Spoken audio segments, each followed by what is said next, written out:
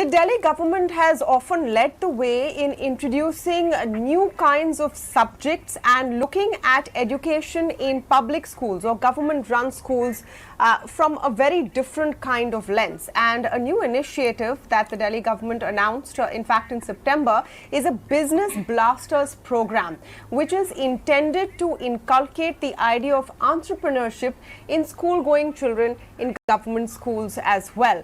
Now, it's an interesting concept because traditionally the idea of entrepreneurship or business concepts is really exclusive to those who look at it as a course in higher education or who come from business backgrounds or families which are into business. It's not something that is accessible to everyone. So what is the idea behind it? After the pilot project and the announcement in September, where has this course really gone? What has been the feedback? To speak on some of these issues, I am joined now by the Deputy Chief Minister of Delhi, Mr. Manish Sisodia. Mr. Sisodia, thank you so much for speaking with us here at ET Now. Let's begin by talking about the concept behind Business Blasters. Why did you feel the need to include a subject like this at school level? देखिए 9th से 12th grade तक के students के लिए हमने entrepreneurship mindset curriculum शुरू किया है, जिसमें हम किसी भी सब्जेक्ट को वो पढ़ रहे हों और उनके जो भी टारगेट्स हों, लेकिन उनका माइंडसेट एंटरप्रेन्योरशिप वाला होना चाहिए, ये टारगेट लेके चले हैं।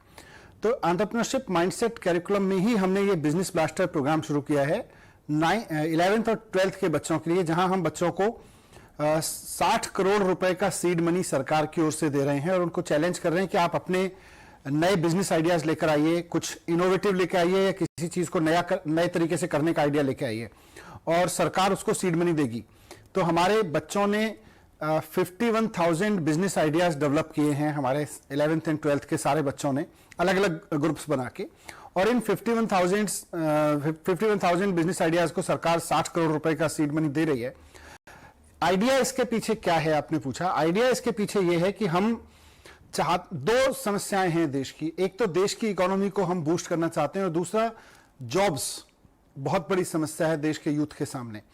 इकोनॉमी ग्रो नहीं कर सकती जब तक हम अपने स्कूल और कॉलेजेस से केवल जॉब सीकर्स निकालेंगे। जो best of the best job seeker है वो जाके विदेश में काम करता है, जो एवरेज जॉब सीकर है वो फिर देश में कहीं एडजस्ट होता है, और इसकी वजह से इकोनॉमी आगे नहीं बढ़ सकती। Job seekers economy can not be the best economy in the world. A B, अगर सारे बच्चे स्कूल में पढ़ के नौकरी करने ही जाएंगे, फिर नौकरी देने वाले लोग कहां से आएंगे, ये बहुत बड़ी समस्या थी। तो इन दोनों का आंसर करने के लिए हमने ये बिजनेस ब्लास्टर प्रोग्राम शुरू किया है। तो ये तो एक भाग हुआ कि आपने बच्चों को एक सम दिया, एक रकम दी है और उन्होंने कहा कि आइडिया लाइए, लेकिन इनको गाइड कौन करेगा, इनको किस तरह की फैकल्टी का एक्सेस मिलेगा? क्योंकि बहुत सारे जो बिजनेस प्रोग्राम्स होते हैं उनमें एक बड़ी बात होती है कि अच्छे प्रोफेसर्स, टीचर्स होते हैं, जिन लोगों के पास एक्सपीरियंस है वो आके समझाते हैं।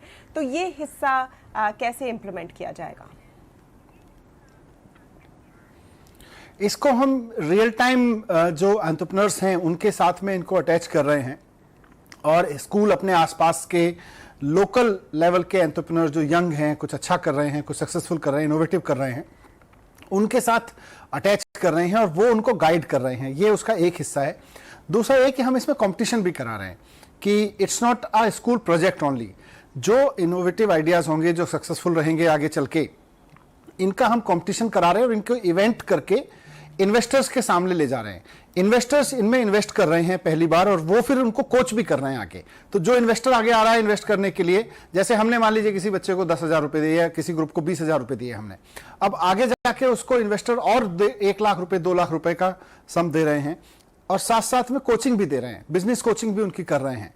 तो ये एक नए तरीके का प्रयोग हो रहा है जिसमें young entrepreneurs in the field, 11वीं 12वीं क्लास के बच्चे और एजुकेशन सिस्टम सारा क्लब करके काम कर रहा है। तो ये प्रोग्राम आपने सितंबर 7 को शुरू किया, it was launched some time ago. अब तक इसकी किस तरह की रिस्पांस हुई है और बच्चे किस तरह के आइडियाज लेकर आ रहे हैं, इसके कुछ एग्जांपल्स बताइए। इसको लेके मैं बहुत कॉन्फिडेंट हूं। हमारे बच्चों ने जिस तरह से इस मिथ को तोड़ा है कि बिजनेस फैमिली से आने वाले बच्चे ही शायद बिजनेस सोच पाएं या कर पाएं, average middle class, lower middle class families के बच्चे जिनके घर में हमेशा ये होता था कि बहुत अच्छे मार्क्स आ गए तो एक अच्छी नौकरी लेने वाली डिग्री आ जाएगी, आज उनका कॉन्फिडेंस बनने लगा है कि नहीं, ये जरूरी नहीं है कि हम आगे जाके नौकरी ढूंढेंगे, हम नौकरी देने वाले भी बन सकते हैं।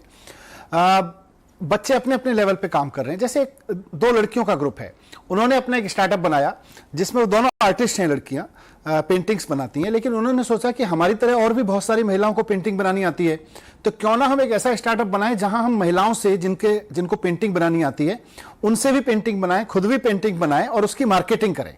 तो ये उन्होंने स्टार्टअप शुरू किया और बहुत सक्सेसफुल चल रहा है उनका।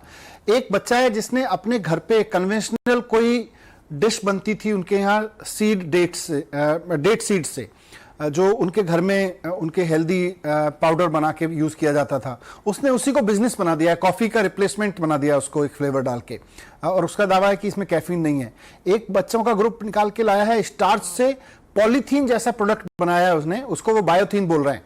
तो ऐसे ऐसे प्रोडक्ट बनाकर उन्होंने खूब मार्केट रिसर्च की है, नए नए तरीके का कंपोस्ट बना के ला रहे हैं बच्चे, जिसको वो बिजनेस के रूप में आगे लेके जा रहे हैं। और अच्छी बात यह है कि 10,000 20,000 के सीड मनी, किसी को तो 5,000 के सीड मनी की जरूरत पड़ी, इससे उन्होंने 20,000 30,000 40,000 50,000 तक का प्रॉफिट 1-1.5 महीने में कमा के दिखा दिया है, क्योंकि मार्केट में रिसर्च की है, जाके कस्टमर्स से मिले हैं, जाके नए नए आइडियाज डेवलप किए हैं, इंटरनेट पे रिसर्च की है। तो ऐसे बहुत सारे आइडियाज हैं जो मैं और आप यहां बैठ के सोच नहीं सकते कि बच्चा नया क्या सोच रहा है। किसी ने देखा कि लॉकडाउन के दौरान और आजकल जब ऑनलाइन सिस्टम है तो बच्चों के पास में, खासतौर से जो middle class, lower middle class के बच्चे हैं, उनके पास में इतने इक्विपमेंट्स नहीं है, तो सस्ते इक्विपमेंट बना दिए जाएं। तो एक बच्चों के ग्रुप ने रिफर्बिश्ड मोबाइल का बिजनेस शुरू कर दिया। जो मोबाइल लोग कबाड़ी के भाव बेचते थे उनको खरीद के 500-1000 रुपए में, उसमें 1000 रुपए का और इंस्टॉलेशन करता है और उसको 2-3 हजार 4,000 में बेचना शुरू कर दिया, और बहुत सारे बच्चों को उसने मोबाइल दे दिए हैं। इसी तरह से एक बच्चों के ग्रुप ने स्पीकर, लो कॉस्ट स्पीकर 200, 250, 300 रुपए का ब्लूटूथ स्पीकर बना के देना शुरू कर दिया कि ऑनलाइन क्लास में स्पीकर की जरूरत पड़ती है, 2-3 घंटे आप ईयर प्लग लगा के क्लास करते हो तो दिक्कत होती है। तो इस तरह के अपॉर्चुनिटीज ढूंढ रहे हैं बच्चे और आसपास वहीं देख रहे हैं, आसपास के कस्टमर्स को पकड़ रहे हैं। ये इतने बढ़िया आइडियाज निकल कर आए हैं इनमें से, और आप सही कह रहे हैं कि हम सोच भी नहीं सकते हैं कि ये बच्चे क्या आइडियाज निकाल के लाएंगे। लेकिन मेरा सवाल आपसे है कि इसको आगे कैसे ले जाया जाए। ये 1-1.5-2 महीने का शायद इनके लिए प्रोजेक्ट हो, लेकिन ये आगे जाके एक बड़ी अपॉर्चुनिटी बन सकती है। तो क्या दिल्ली सरकार कॉर्पोरेट ग्रुप से बात कर रही है कि इनको आगे भी प्रोत्साहन मिले, वीसी से बात कर रही है, क्योंकि इनमें से कुछ आइडियाज शायद एक्चुअल बिजनेसेस बन जाए? हमारा प्लान इसमें यह है तमन्ना जी कि एक तो हम ये मान के चल रहे हैं कि अगले 15-20 साल बाद की जो बहुत सक्सेसफुल कंपनीज होंगी उनके प्रमोटर्स एक्चुअली अभी इन स्कूलों में पढ़ रहे हैं। तो हम एक्चुअली मान के चल रहे हैं कि 15-20 साल बाद की बड़ी सक्सेसफुल कंपनियों के प्रमोटर्स को हम डील कर रहे हैं यहाँ पे स्कूल में। हम ये अपने अंदर स्वीकार करके चल रहे हैं और इसीलिए हम उनका रास्ता साफ करना चाहते हैं, उनके रास्ते में उनकी मदद करना चाहते हैं। हमारा प्लान अब यह है कि जो ये 51,000 बिजनेस आइडियाज हैं, हर साल हम इस तरह की एक्सरसाइज करेंगे।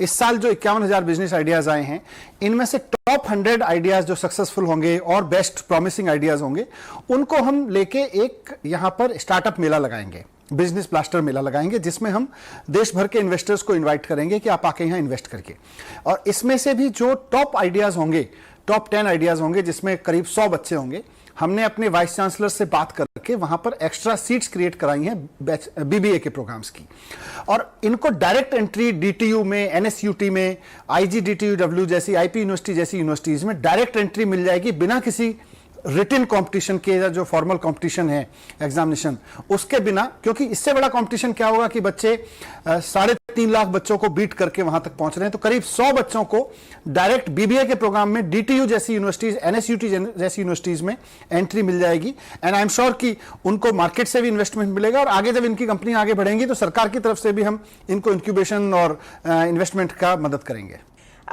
एक ओवरऑल सवाल मैं पूछना चाहती हूँ मनीष जी, क्योंकि दिल्ली सरकार कई सालों से सरकारी स्कूलों में अलग अलग किस्म के करिकुलम ऐड कर रही है। देशभक्ति करिकुलम आपने ऐड किया, हैप्पीनेस करिकुलम आपने ऐड किया, अब आईबी स्कूल्स के साथ टाई अप कर रहे हैं। What is your overall vision when it comes to public schools?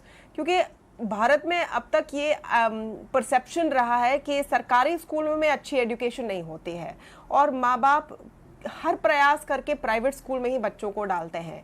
क्या आपको लगता है कि आपके प्रयासों से ये परसेप्शन बदल रहा है और आपका ओवरऑल विजन क्या है? देखिए, अभी हमारे ओवरऑल एजुकेशन सिस्टम की सबसे बड़ी प्रॉब्लम यह है कि ये जो 10-15 साल 20 साल पहले दुनिया में हो चुका उसको हम धीरे धीरे आगे बढ़ा रहे होते हैं। कोई साइंस डेवलप हो गई, कोई टेक्नोलॉजी डेवलप हो गई या कोई थ्योरीज डेवलप हो गई, काम करने के तरीके डेवलप हो गए, हम उनको अपने क्लासरूम तक लेके आते हैं। हमारे लिए अब ये चैलेंजिंग है कि 21st सेंचुरी में, और जब दुनिया सब कुछ साइबर वर्ल्ड पे डिपेंड हो गई है, वैसे में हम 15-20 साल पीछे रह नहीं सकते। हमको 15 साल आगे के लोग तैयार करने हैं।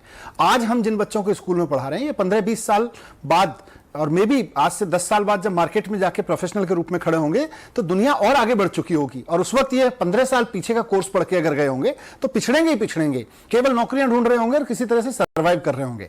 तो हमारा पूरा विजन ये है कि ये आज से 10 साल 15 साल बाद की तैयारी के साथ स्कूलों से निकल के जाएं, कॉलेजेस से निकल के जाएं, ये हमारी कोशिश है। इसीलिए हमने जितने कैरिकुलम, मतलब ऑफ कोर्स कुछ बेसिक फैसिलिटीज थी, जैसे बिल्डिंग ठीक करना, टीचर्स को विदेशों में ट्रेनिंग दिलवाना, IIM जैसे संस्थानों से प्रिंसिपल्स को ट्रेनिंग दिलाना, ये सब एक कह सकते हो कि हमने इन हाउस में हाउसकीपिंग का काम किया, कि अपने अपने हाउस को ऑर्डर में करने का काम किया, फैसिलिटीज को ठीक करने का काम किया। इससे आगे बढ़ के अब हमने असेसमेंट सिस्टम को चेंज करने का काम शुरू किया है, क्योंकि हम हमेशा बात करते रहते हैं रोट लर्निंग करते हैं, रोट लर्निंग करते हैं। रोट लर्निंग तो करनी पड़ेगी अगर एग्जाम रोट लर्निंग का लोगे। इसीलिए हमने IB को इंट्रोड्यूस किया, क्योंकि IB वर्ल्ड वाइड एक्सेप्टेड है कि वो रोट लर्निंग पे काम नहीं करता है, वो सब्जेक्ट के अंडरस्टैंडिंग पे काम करता है। तो IB के साथ मिलकर हम अपने असेसमेंट सिस्टम को चेंज कर रहे हैं। पढ़ाने में हम माइंडसेट पे काम कर रहे हैं, क्योंकि हम बच्चों को हिम्मत नहीं देते हैं, बच्चों को क्रिटिकल एनालिसिस देना, रिस्क लेना, फेलियर से सीखना। तो ये entrepreneurship mindset curriculum, happiness curriculum, देशभक्ति करिकुलम कहीं ना कहीं माइंडसेट को एक सही दिशा देने का हमारा प्रयास है।